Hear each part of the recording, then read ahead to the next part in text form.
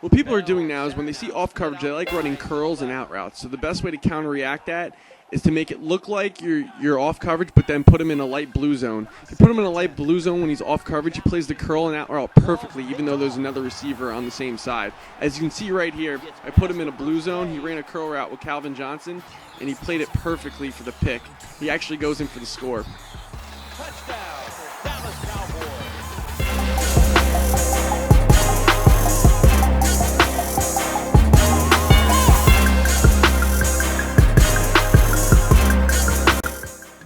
Yo, what's up, guys? Stiffmeister here, back with another Madden 25 ranked gameplay. I'm running with the Cowboys, running Madden Daily's KC offense, and I'm running Detroit on D. And then I'm going up against the Detroit Lions.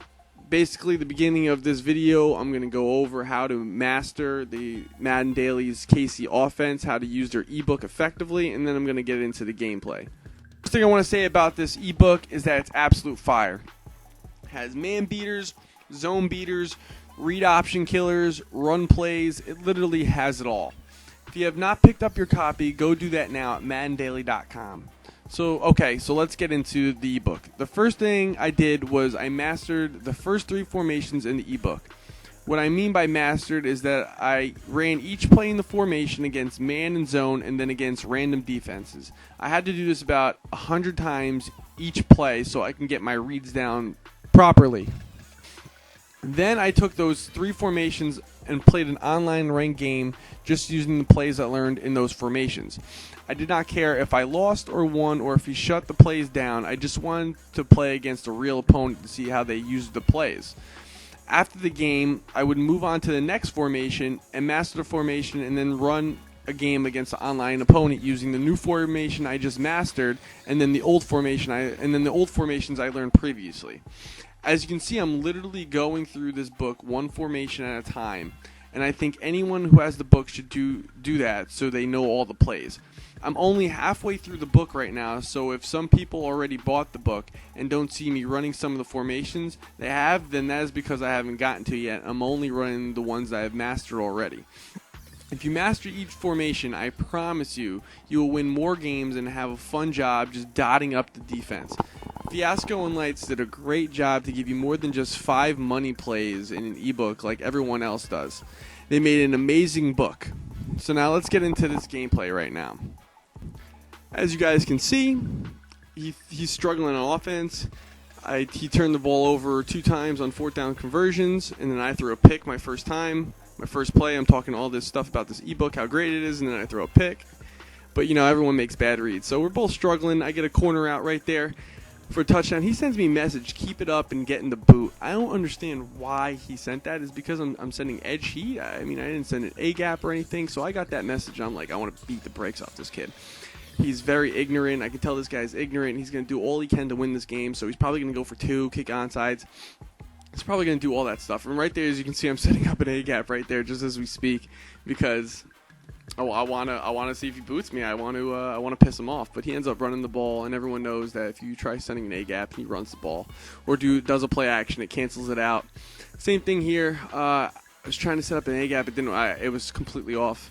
Actually, I didn't even set it up. He does a nice little corner route with Calvin. Gets open, man coverage, so he's going to be open. I should have known that.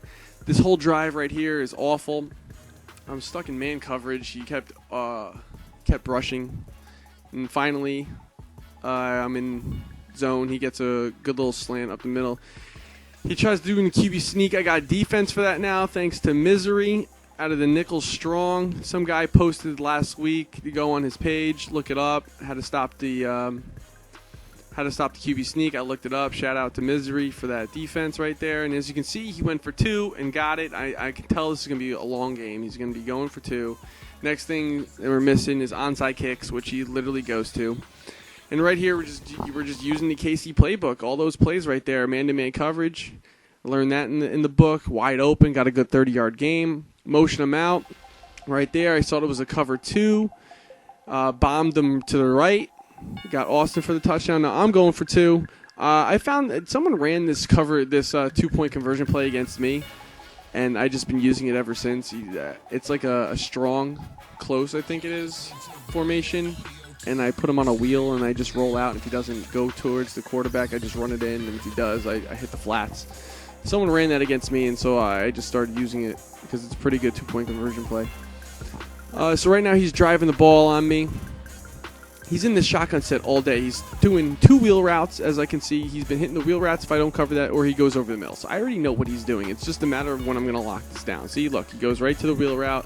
He has 2 wheel routes. He has no running back, so I know he's not going to run the ball. So that's pretty dumb on his part. As you can see, I have a cover 2. I'm trying to stop those flats, and he runs another wheel route with a different player, I think. Edwards, he runs it with, and he actually gets me because I was in the cover 2.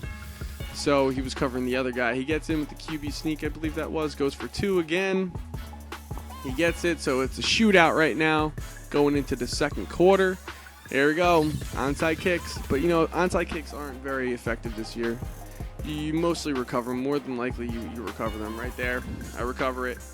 And we're gonna return it for a pretty large gain. We get to the 40 or, 35. We get to 35. Right now, we're just using the KC ebook again. We're using an effective run. I saw that he was playing the right side. We just audible to a run. Very effective. In this whole drive right here, I'm just running the ball because he's not playing it at all. I'm just audibling to the 2 run plays that I've mastered so far. And right here, he's not even stopping me. Right there, another 6-yard gain. We're going to audible. We're going to rush up to the line, do another play. We get to the 1. Now, I'm not going to rush it right now because I know the QB sneak. This guy doesn't have QB sneak defense, so I'm just going to run that QB sneak right here. Just jump. I'm holding LT and then the Y button. You get like a cool little jump animation that usually doesn't get stuffed. And right here, I'm running that play again. And as you can see here, he's not going to cover my quarterback, so I'm just going to run right in. He covered the flat instead. So now if he went to my quarterback instead of the flats, I would have threw to the flats. And that's how that play works. And right there you go. There's a wheel route towards the flats that he's hitting. I'm putting blues up there.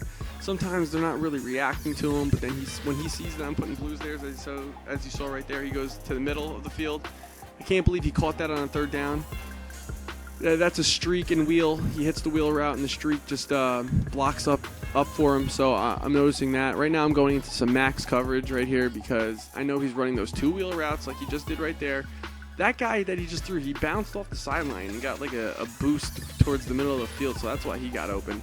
And right there again, he boost from the sideline, which is also in the ebook. There's a play in the ebook where the guy boosts. If you guys caught the Madden Daily stream, Lights went over a play where he boosts off the sideline, gets a turbo boost, and you can hit him.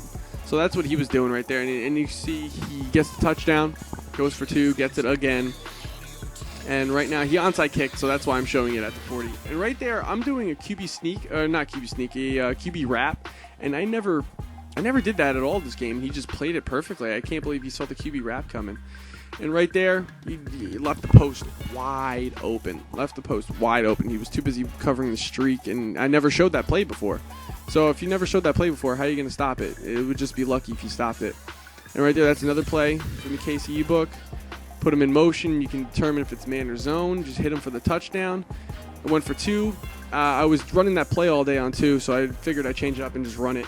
And I thought I scored too soon because a minute left in the second quarter. I didn't think that was a good idea, but we get a sack right there, which makes it 2nd and 22, which is great. Usually a good Madden player would have just ran the clock down, and then because I get ball at half, would have just ran the clock down and just left him no time to score. But I left him some time to score. But and he ends up moving the ball on me right there. Ball hawk failed me. That should have been a pick, but I didn't get an animation or anything. He's hitting those wheel routes. I got to do something. There's 21 seconds left. He hits that streak right there, so he's in prime position to score. I'm pissed because then if I just let the clock go before half, then I would have scored and then I would have gotten the ball back. But right here, as you can see, I'm showing my adjustments, which must mean something big's happening. I play to the right. I fake it like I'm going playing to the right. I cut into the left. He's looking for that curl route. Get the interception.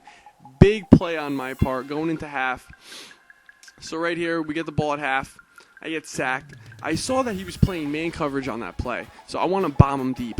And right now, I get the blocking that I want. I bomb him deep, and Romo just throws an absolute dot for me.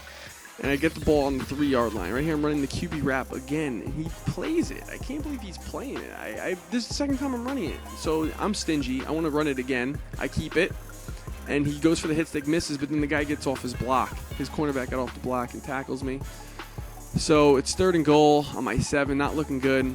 I'm just going to take my points. It's 4th and goal. There's no way I'm going to get into the end zone. So I'm just going to take my points, go up 2 scores, and see what happens from there. As you can see, I'm showing this field goal right now because you can see he's trying to block my kick. Look, he's turbo boosting over to the right side, tries to block my kick. As you can see, he almost does block my kick. If it wasn't for my blocker, he probably would have blocked my kick. He was trying to block my kick because this guy's a bum. So if anybody sees this guy online, I wouldn't play him because he's an absolute bum. Right there goes to a wheel route. Thank God he drops it. We're looking pretty good. Up 2 scores. We have blue routes there to cover the blue routes. If he just puts a streak out there, he would bomb me. He would absolutely torch me. So right now, this player, I remember this play. He just causes a lot of audibles. I'm sending dual edge. He just calls a bunch of audibles right here, and he ends up doing a counter play out of the shotgun. Was it shotgun trips, I think, or shotgun bunch? Yeah, the shotgun bunch. He just throws a counter. It worked out pretty well. I didn't see that coming at all. So 1st and 10, sending max coverage. He gets the out route. I usually always play the out routes. It was the one play I didn't play the out routes, and he got me. Sending max coverage again, right there. Hendrick should have had that. He's bouncing off the sideline again. He's doing that play, but we had it covered this time. We got it locked up. Roaming around with Carter. We're just lurking with Carter. Seeing if he's going to make a mistake, just trying to cover up anything. He ends up making a bad throw, so we get lucky right there. And we got 2nd and 10, sending dual edge right here.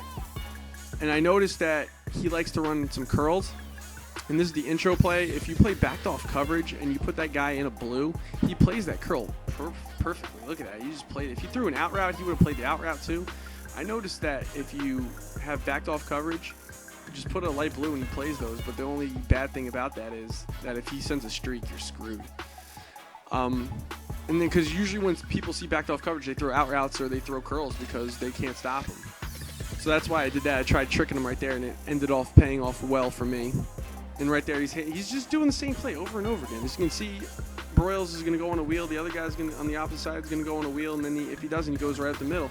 And I played him right there, right up the middle. Ball hawk got me. Got Bruce Carter. Gets the INT. Ends up quitting out. And that's the game, fellas. Winning 41-24.